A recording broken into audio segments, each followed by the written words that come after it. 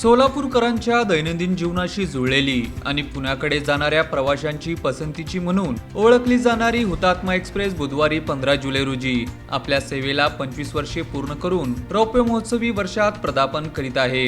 नोकरी, शिक्षण, व्यवसाय, वैद्यकीय उपचार तसेच कामासाठी पुण्याकडे जाणाऱ्या हजारो प्रवाशांची ही गाडी गेल्या पावशतकापासून विश्वासू सहप्रवासी ठरली आहे। 15 जुलै 2001 रोजी सकाळी 6 वाजता सोलापूर स्थानकातून ही गाडीची पहिली फेरी पुण्याकडे रवाना झाली। सुरुवातीला अवघ्या 12 डब्यांसह धावणाऱ्या या गाडीला प्रवाशांची वाढती गर्दी लक्षात घेऊन टप्प्याटप्प्याने डब्यांची संख्या वाढवण्यात आली। गेल्या 25 वर्षात या गाडीच्या वेळापत्रकातही अनेक बदल झाले। सकाळी 6 वाजता, 6:20 6:55 आणि सध्या 6:30 अशा विविध वेळांवरून ही गाडी सुटत राहिली। दरम्यान मार्गाचे विद्युतीकरण, दुहेरी रेल्वे मार्ग, आधुनिक सिग्नल यंत्रणा आणि LHB डब्यांचा समावेश झाल्याने प्रवास अधिक सुरक्षित, वेगवान आणि आरामदायी झाला आहे।